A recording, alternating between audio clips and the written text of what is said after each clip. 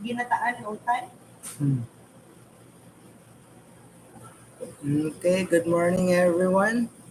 Welcome to our kalima nga semana sa klase.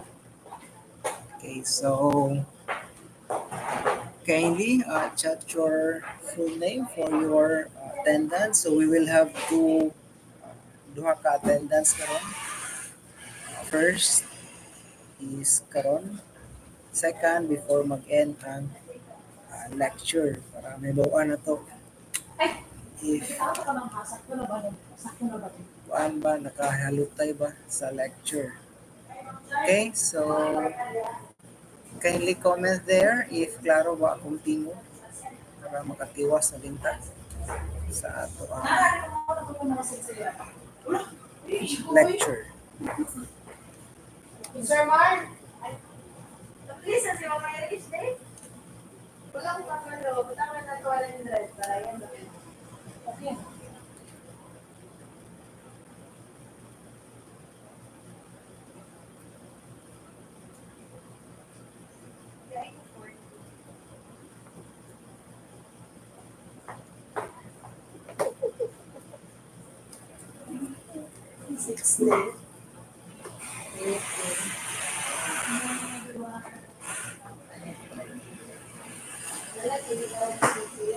Okay, so maklaro ba akong tingog?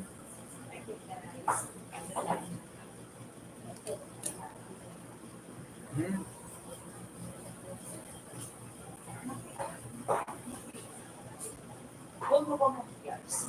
Anyone who can confirm if klaro akong tingog?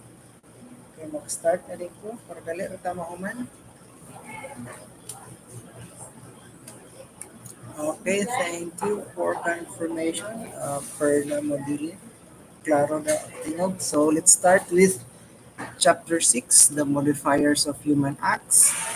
So medyo taas-taas na siya kay part 1 ug part 2. So for this week, part 1 sa ka. Next week will be part 2. Okay, so overall we have 10 modifiers of human acts. So for part 1, lima ka buok ang naa diri. So first we have ignorance, passion, and then we have fear, violence, and then lastly, number 5, habit. Okay? So under ignorance, we have 4 types of ignorance. Simple ignorance, invincible ignorance, conquerable ignorance, and affected ignorance. While under sa passion, we have 3, concupiscible passions, irascible passions, and sensible passions. So under sa concupiscible passions, we have love, hate, and desire. While under irascible passions, we have hope, despair, and courage. Under sensible passions, we have joy, sadness, and anger. While sa fear, we have servile fear, filial fear, and initial fear. And then sa violence, we have also physical violence, verbal violence, and psychological violence. And lastly, number 5 sa part 1, sa modifier of human acts, we have habit. So as mentioned sa previous na chapter, na-mention na to ang habit. So, ay tulo ka types of habit. So, good habit, bad habit, and mixed habit. Okay, so let's proceed. Okay, so learning outcomes, we have 15 learning outcomes. So, I don't need to read this live sa live. So, you read the learning outcomes on your own free time. Okay? Ang pinaka-importante lang ani sa ako is ang number 15, which is apply the knowledge in real world situations. The rest, you read on your own free time. Okay? So, let's go with our chapter code. Okay, so our objectives, the situations we find ourselves in, and the results we produce all have an impact on the essence of what we do and how our character is built. So what does this quote emphasize? So it emphasizes the interconnectedness of our goals, the context we navigate, and the outcomes we achieve in shaping our character. It suggests that our actions, driven by our objectives, are not isolated events but integral components of our character development. It underscores the idea that our choices, the circumstances we engage with contribute to the fundamental nature of who we are. It also implies that the alignment of our goals with ethical considerations and the thoughtful consideration of the situations we encounter play a crucial role in molding our character. So ultimately, the outcomes we produce serve as reflections of our values and principles in influencing the overall construction of our character over time. So that's the interpretation of the chapter code. So let's proceed to the first modifier of human act. We have ignorance. So ignorance na ay tulo a upat ka type. So we have simple ignorance, invincible ignorance, conquerable ignorance, and affected ignorance. So let's discuss first simple ignorance. So what is simple ignorance? So simple ignorance refers to a lack of knowledge or awareness regarding a specific moral issue or circumstance. It occurs when a person is unaware of the moral principles or ethical concerns pertinent to a certain situation. So someone, for example, may be oblivious of the environmental effects of their behavior because they have not been exposed to climate change. Simple ignorance. So, another example na wala sa inyong chapter is the concept of a snow. Snow. Sabay Tagalog sa snow, ano, no, yellow. So, I don't have the experience of touching the snow, pero I know the idea or the concept of the snow. Pero wala din ko ang experience of touching the snow. So that makes it simple ignorance. Okay, so next, invincible ignorance.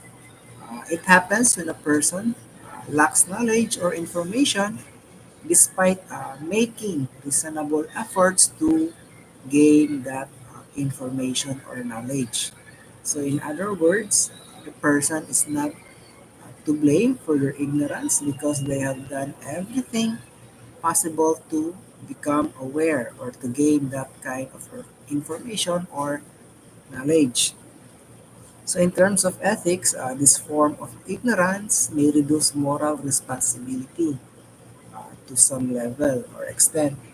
So, for example, while attempting to stay up with legal developments, a person may unwittingly violate a law because they were ignorant of recent modifications of it. Okay, so for example, katong panahon sa COVID, daghan kay modification sa ato ang balaod sa isla. Okay? So if you are not updated, so magka-lisod-lisod kag sulod or pagawas sa ato ang isla during that time. Okay? Ga-modify sila sa mga balaod regarding the virus. Okay, next we have conquerable ignorance. So it occurs when an individual lacks knowledge or information as a result of their own negligence or an unwillingness to make reasonable steps to become informed. Kini siya wala gyud siya gibuhat. Okay? To gain that knowledge or to have that information. So lahi siya sa invincible ignorance. Okay, so this form of ignorance does not reduce moral responsibility because the individual could have prevented it with greater attention. So, for example, if a person avoids reading about the ethical implications of their business operations in order to maintain plausible deniability, they are demonstrating conquerable ignorance. So, as another example, aning conquerable ignorance, kanang dili mag-study, although provided na ang PDF files sa ilang GC, pero dili gyapon study gagmay gyapon makuha sa ilahang mga quizzes. So under ni sa comparable ignorance. Then naputay usa ka ignorance nga mas worst pa sa comparable ignorance, which is affected ignorance. So affected ignorance, also known as willful ignorance, arises when a person chooses to remain ignorant about a topic while having access to information. So kini siya iyaha naging gipili na dili gid niya gusto mag-study. Gusto niya mag-remain nga ignorant. Okay? So for example, you suppose you are aware that some clothing manufacturers use child labor in their manufacturing processes, but you chose not to research whether your favorite brand does as well. Your purposeful decision not to investigate the topic exemplifies affected ignorance. Number two, we have passion. So there are how many types of passion? So we have three: concupiscible, irascible, and sensible passions. So first, concupiscible passions are sets of emotions related to our needs and appetites. These passions have a huge impact on our actions and decision making, even when it comes to pursuing what we find appealing or avoiding what we believe to be dangerous or undesirable. So we have three primary concupiscible passions. We have love, hate, and desire. Okay, so you read there what is love, and then hate, and then desire on your own free time. So let's continue sa next na type of passion, irascible passions. Are set of emotions that govern how we react to challenges and unpleasant situations. They have an important part in how we deal with hardship and can have a considerable impact on our moral decision making. So again, we have three primary irascible passions. We have hope, despair, and courage. So you read hope, despair, and courage on your own free time. Next passion is a sensible passion. So these passions are a type of emotions that are caused by external, meaning outside, external events or experiences. These emotions are closely tied to our sensory impressions and can have a substantial impact on our moral decision making as well as our behavior. So again, we have three major sensible passions. We have joy, sadness, and anger. So again, you read kung saan akong nasulat diya sa joy, sadness, and anger. Let's proceed to the third modifier of human act. We have fear. So fear, we have three types here mentioned. Servile fear, filial fear, and initial fear. So what is servile fear? So it is a type of fear caused by the threat of punishment or damage. It is the fear of retribution or retribution for one's conduct or behavior. A person may stop from stealing or mangawat because they are afraid of getting caught and facing legal consequences. So, i-avoid niya ang pagpangawat kay kabalo siya na kung madakpan siya, mapriso siya. And sa diri sa ato Pilipinas, before ka i-turn over sa authority, dako kay possibility nga kung madakpan ka nga mga wat, makulatahan pa kauna sa mga tao. Okay? So, that's servile fear. Then we have filial fear, often referred to as reverential fear. It is a fear that arises from love and respect for authority or a higher force. It is the fear of upsetting or acting against the will of someone or something highly regarded. So for example, a religious individual, so dito mga pari, si Pope, religious leaders, may avoid dishonesty, filial fear of offending their mga religious leaders. Diba? Di sa may naka-experience if na ang mga religious leaders behave di kayo. Kita gusto nga makasala. Magdungo-dungo pa paglakaw at tubangan sa ila kay basin masayop ta. Diba? So that's filial fear. Another example of this is the fear of God.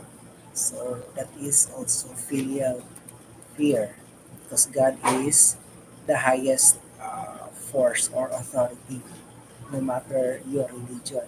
Okay. Next, we have initial fear. Initial fear is a normal hesitation or worry that emerges before completing a morally significant action. So this fear is not always unpleasant. Rather, it causes a person to think about the potential, meaning wala pa nahitabo, kay potential pa man siya. Potential consequences of their actions and if they are acting ethically. So napunay siya ang initial fear para sa mga students, labi na kung mag-oral explanation na ang inyong instructors or professors. Wala pa rin natawag ang ngalan na naka-initial fear. Mahadlok na tagtindog. Okay? So that's initial fear. Next, we have violence. So violence, we have physical violence, verbal violence, and psychological violence. So first, physical violence is defined as the use of force, compulsion, or aggressiveness to cause harm or injury to another person or living entity. So kanang manumbag ka sa iyong isig tao, that is physical violence. Manglaparo ka, so physical violence. Kanang labayo lang din mo palit og bato, ang mga ero or ire nga naa sa kalsada, we also consider that as physical violence. Kaya nga naman, they are living entity, nasa lay kinabuhi or they have life. Okay? Physical violence. Next, verbal violence. It is the use of abusive language, threats, or intimidation to inflict emotional or mental harm on another person. So, some example sa mga verbal violence. So, we have here name calling, kanang tawgon ka nga putot, itong og ilok, pislat og ilong. So, muna siya ang example sa name calling. We also have here insults, kanang insultuhon ka, humiliation or kanang pakaulawan ka verbally, and then relentless criticism and permintil ka i-criticize then dili kinahanglan i-critique. Okay? And then next we have psychological violence. So it extends beyond verbal aggression. It includes a broader variety of damaging acts that attack a person's feelings, self-worth, and mental well-being. So makakos na siya stress o depression if na ay psychological violence. So what does this entail? So it entails manipulating, controlling, or undermining someone's psychological and emotional state. So gaslighting, emotional manipulation, threats of damage, and separating someone from their support networks are all examples of psychological violence. Lastly, sa part 1, number 5, habit. So we have, as mentioned sa previous na chapter, ang habit are patterns of behavior that we form through time as a result of repeated acts. So there are three types of habit mentioned in this chapter. So we have good habit, also known as virtue, bad habit, also known as vice or kanang bisyo, and then we have mixed habit, combination between good and bad. Okay, so good habits sometimes, okay, again, virtue is a constant positive behavioral characteristic that encourages someone to regularly act morally and make moral decisions. While a bad habit, it is also consistent but an unfavorable disposition or character feature that leads someone to consistently act immorally and always makes bad decisions. So next is mixed habits. So this is a combination of good habit and bad habits. So I'll give you just an example. So for example, nayo sa katao nga mahilig every day exercise siya. It's either jogging, walking, or biking. Pero at the same time or after niya mag-exercise, kapinigarilyo din siya. So combination sa duha. Exercise for good health pero gapinigarilyo. Smoking after or during the exercise. So that is mixed habit. Okay? Kapag baka sa mga student, mag-study pero mangupya. So mixed habit yapon. Okay, so before I end this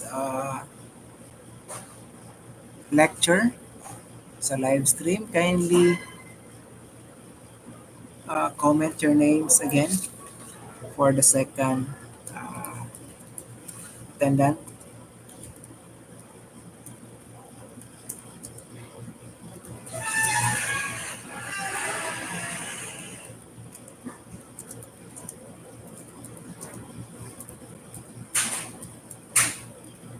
Okay, start diha paghuma sa ato ang chat. Comment your name na dayon balik for your second attendance.